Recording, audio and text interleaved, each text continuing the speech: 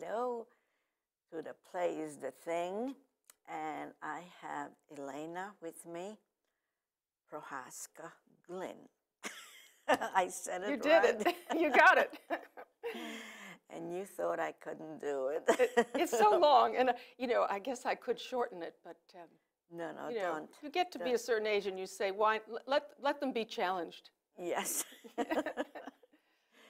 So I'm glad that you came on my show because, first of all, the first thing that attracted me to you was your name, Prohaska. Ah.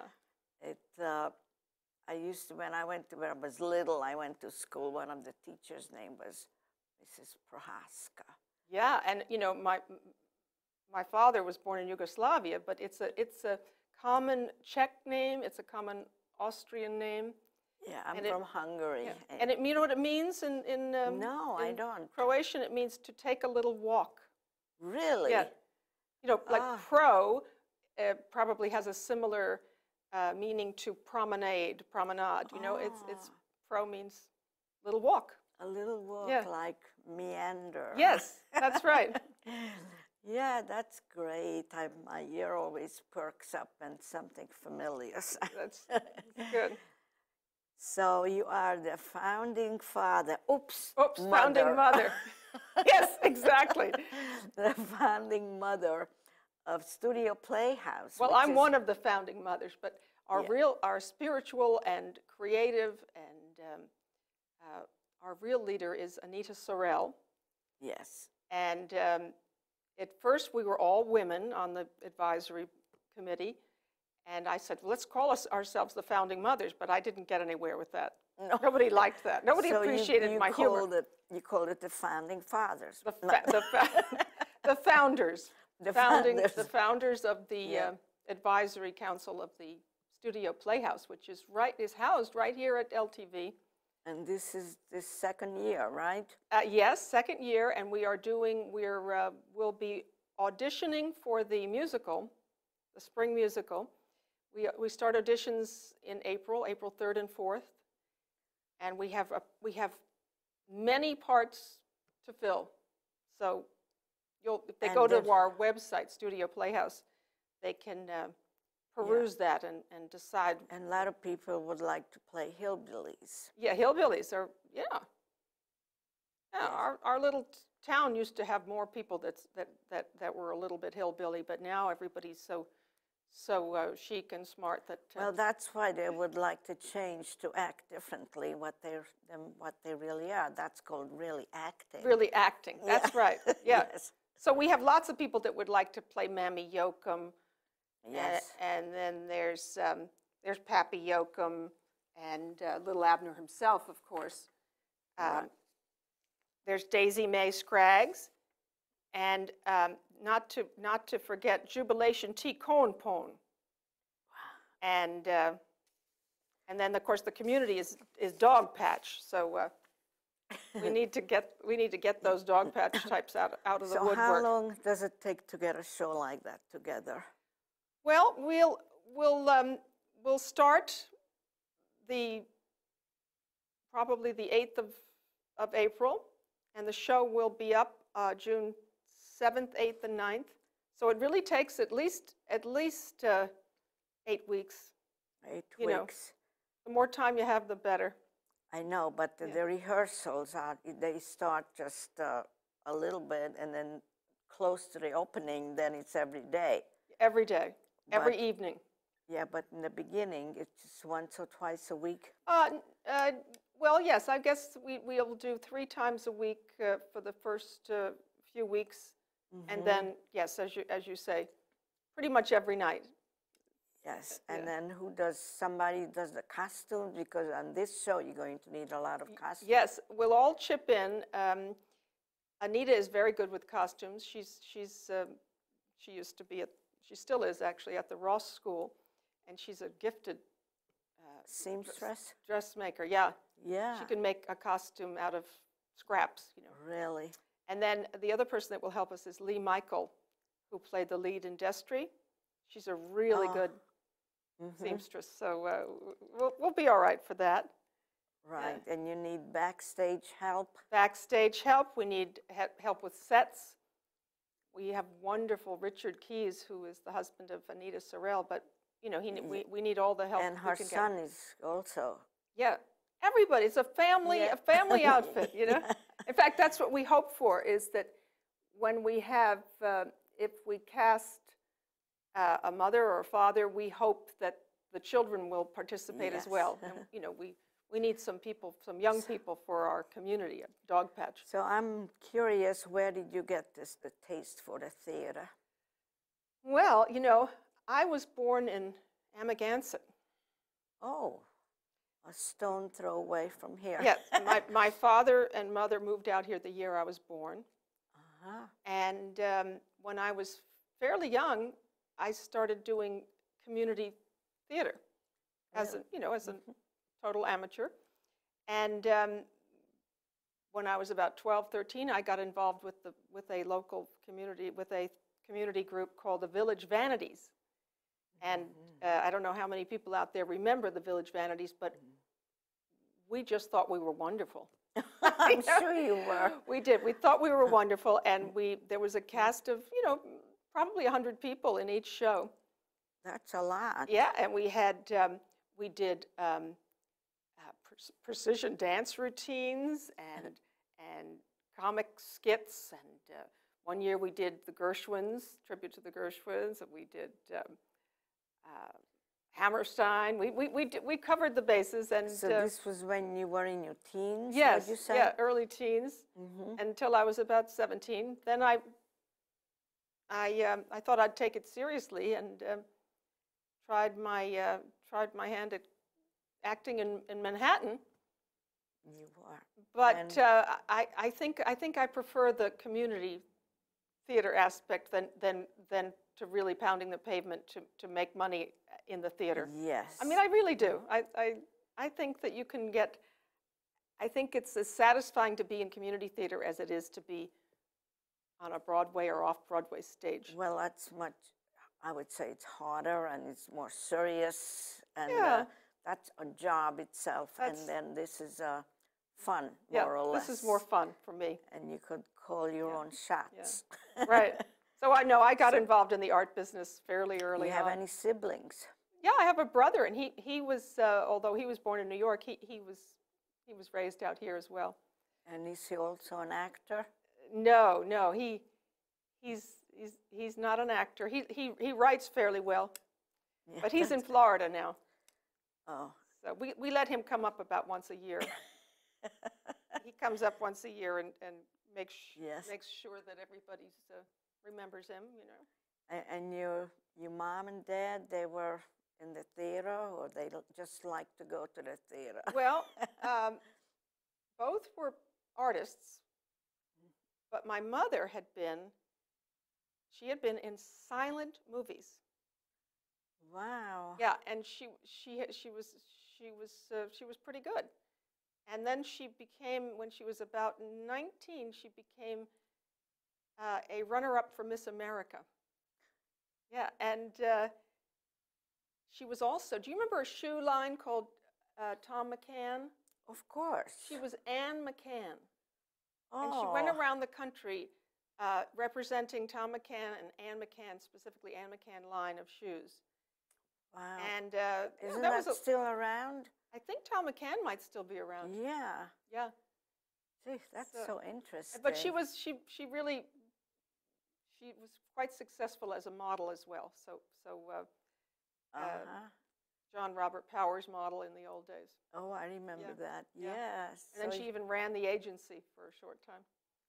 So you got a little taste of it from your yes, mom. I think I did. Yeah. Yes, and I'm sure she encouraged you. Yes, they did. Yeah. I think they felt that whatever artistic endeavor was fulfilling, one should do it. Go for it. Go for it. Yes, sure. I feel that way too. I just felt there were too many artists in the family, so I didn't want to do that, you know. Yeah. Somebody had to sell it, so I did. Oh, I think selling is a tremendous talent. Yeah, I think it's because I'm not good at that at all, selling. That's what this town needs. It needs some more people that can Sell. represent these talented artists and sell their work. Right. I wish somebody would represent me. And then sadly, one of the best galleries out here was Pamela Williams' gallery, and 2 weeks ago she closed. She closed her doors, and a lot of the artists will need representation. I think if she's smart, she could continue to represent them. But why don't you open up a representative school? A school for representative. I bet you would do very well to teach people how to sell. Well, I think the artists need to be taught how to represent their work. That's for sure. No, I don't think that's I mean, I couldn't sell my work. I would do much better selling yours than mine. I see what you mean. Yeah, you're right. You're right. Perhaps it is hard to sell one's own work, but I often think they need help with getting it to the point where they can find an agent. So what else do you do? You said you gave up acting, but you're doing behind the scenes, and you started this theater. When I moved back here in 2003 with my husband, he was sick for a few years, but I really missed belonging to an amateur acting group. I belonged to one for 15 years in New York, so I got little spots reading plays and with out here. And then when Anita came up with the community Playhouse, I was just thrilled because I love it. Yeah. I love it. You mentioned your husband. How long were you married? 30 years, and then sadly he died. Today would be our, what would today be? Our 32nd anniversary. Yeah, you did mention that. Yeah, so where did you meet him? I met him in New York. He was a terrific photographer, a photojournalist that had traveled all over the world for But where did years. you meet him? We met in New York, and at a function or a... well, we met through mutual friends, and our first date was in a helicopter. With he had to take a shot for Geo magazine of the Empire, of the Statue of Liberty with the World Trade Center in the background. Oh.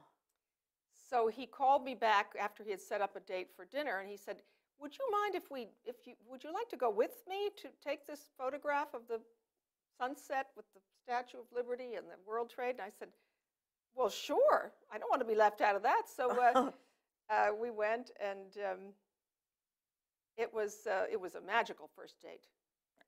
You were not afraid. It had no doors on it because you have to have a clear vista. Yes, of course, when it's going to take the... But the centripetal force keeps you in the plane, Oh, it does.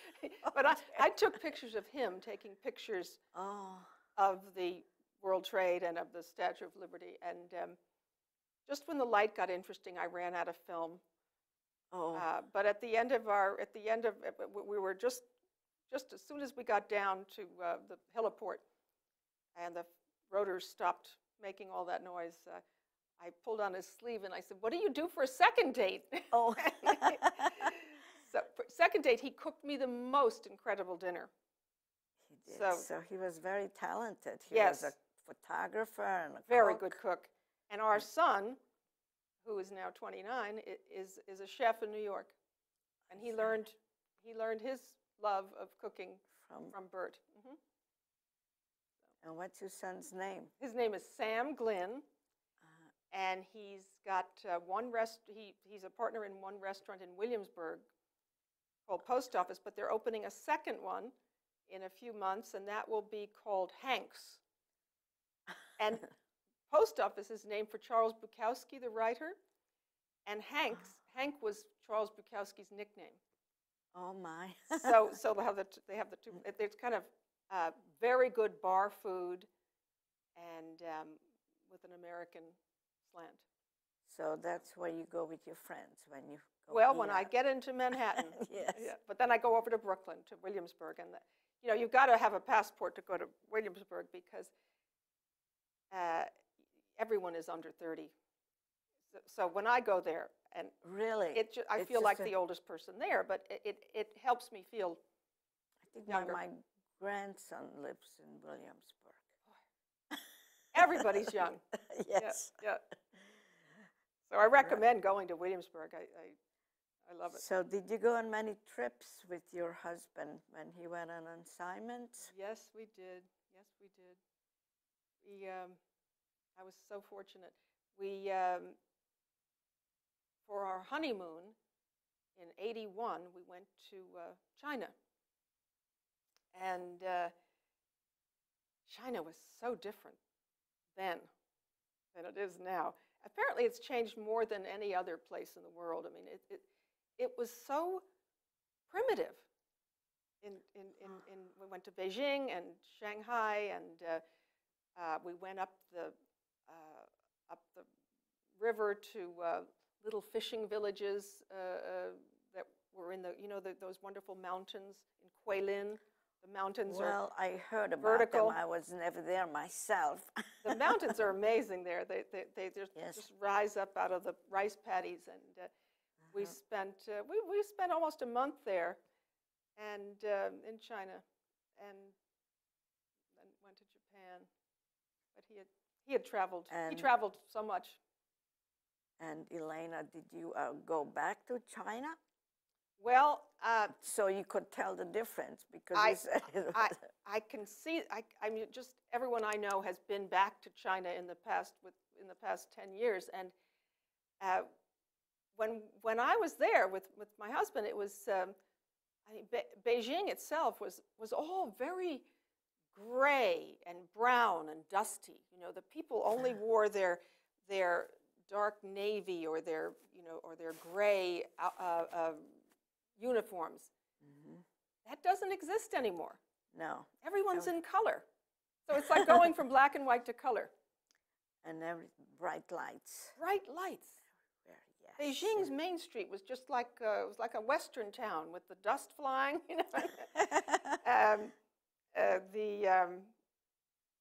know, in many cases, we were such an oddity because Americans had not been, up until Nixon opened up China to us Westerners. Well, at least somebody been there. Saying something nice about Nixon. Yeah. He opened the door. He did open the door, yeah. Yes. But in '81, we were invited. You didn't just go. You had to be invited. We were invited by the Chinese Photographers Association, and it's sort of like you're invited to a Chinese dinner, but you have to bring your own duck. Really? So, yeah. I mean, they had no. The people themselves had no money. And your husband had to cook. Well, the food was superb. Yes. We had so many wonderful banquets, but you just never asked what you were eating. Do you miss that life? I do. Yeah, I loved going on trips. In 2001, we were invited to go to Cuba. Oh. And Bert had a show there in Havana of his photographs of the revolution. Mm-hmm. And that too was bring your own duck because they needed things like frames and nails and mats. The people didn't have much money to take care of those things. So one friend of ours brought the pictures down, and then we followed in a couple of weeks' time with necessary nails and hooks. And but it was a glorious show. It was right in the old parts of Havana, and so many people came for this show because it represented a joyful occasion, which was the defeat of Batista and the coming to power of Fidel Castro. Right. And we may have our mixed feelings about that now, but at the time, it was considered a very joyful occasion. Mm-hmm. So we were there for 2 weeks, but on the last day, the day before we left, we got a call from Fidel Castro's social secretary saying that Castro would like us to come to his office. Oh. So we were picked up at our hotel, and we went for this very small gathering. Me, Bert, our son, and our son's best friend. And we met for 3.5 hours in his office. And it was extraordinary. Fidel made us all a rum mojito. And of course, Sam thought that was great. He was only 17 at the time, so yeah, that was a big deal. And but then Fidel got his camera person up out of bed. You know, by this time it was 10:30 at night, and he got his translator up. And before you know it, he brought out all these photographs of the revolution, and photographs that we had never seen before of my husband in Havana in 1959. Oh, wow. That was extraordinary. And you have pictures of your husbands, as you were saying, in Manhattan, in a beauty salon, you said? Oh, I was commenting earlier before we were on the air about the old days of the barter system. And I have a wonderful hairdresser in New York. He's Yves Durif, and he's at the Carlisle Hotel. He loves my husband's photographs. So I exchange him a couple of photographs a year for his great haircuts. And to me, the barter system is one of the best. And we did this when I was a kid. When I was a young person growing up out here, my father traded artwork for services of all kinds. We had the landscape man, the plumber, the carpenters. They all had one of my father's paintings. And now I'm doing it with my husband's work. Paintings, photographs. Yes. Yes. So getting back to the theater, what else do you ever write? Anything? Well, I don't consider myself a writer, but I don't know. I think I might be a little bit of a community, a civic-minded person. I like to do many different things. I like projects that have a beginning and a middle and an end. You know, I don't like to do the same thing all the time. So I'm on the besides being on the advisory council of the studio Playhouse. Yeah. This is my 3rd year on the Guildhall Garden Committee. Oh, I didn't even know they had a it's garden wonderful. committee. The garden as art, and of course it is. It's a big deal in August, and we have we really show the best gardens. You mean behind the theater there's a garden? No, we get people that have extraordinary gardens to open their gardens. Oh yes, so they have the garden to tours visitors, to people's homes. Yes. And so, are you knowledgeable about plants, flowers? Yes, but we have a wonderful committee of people, and I like to travel to gardens. Last May, I went with 2 women to we did the garden country in England, and we went to I don't know, 20 beautiful gardens. So. You mean the people here in the Hamptons are invited to go to England? No, we went on our own, but we are plotting a more formal tour to the island of Guernsey. Where is that? Guernsey is off of it's sort of off the coast of England, but it's also reachable from France, and it's off the southern coast of England. And it's a wonderful island with extraordinary gardens. So we're going there next year, and if it works out, we'll do a formal tour. And what about accommodations? Well, you know, the best places to stay in England are the beds and breakfasts. So that's what we did when we were on our tour, and that's what we will do for the Guernsey trip. And what else am I doing? So what do you think of my flowers here? Extra. Did you water those just for this show?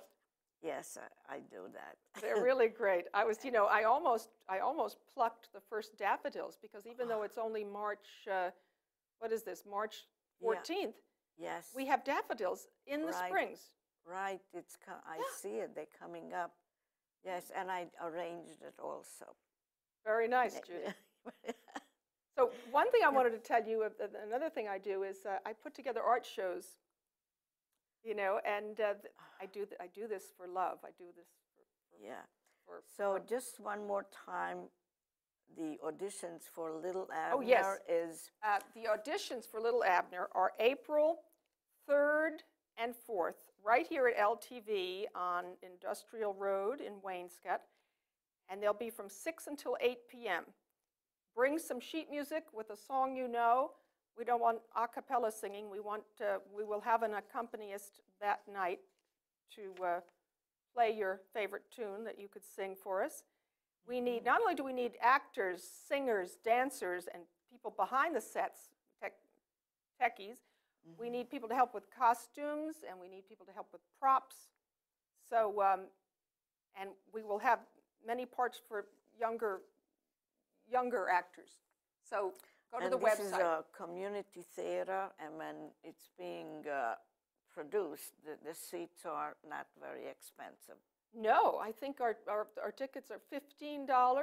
Yes. And $15, and I think maybe $10 for seniors.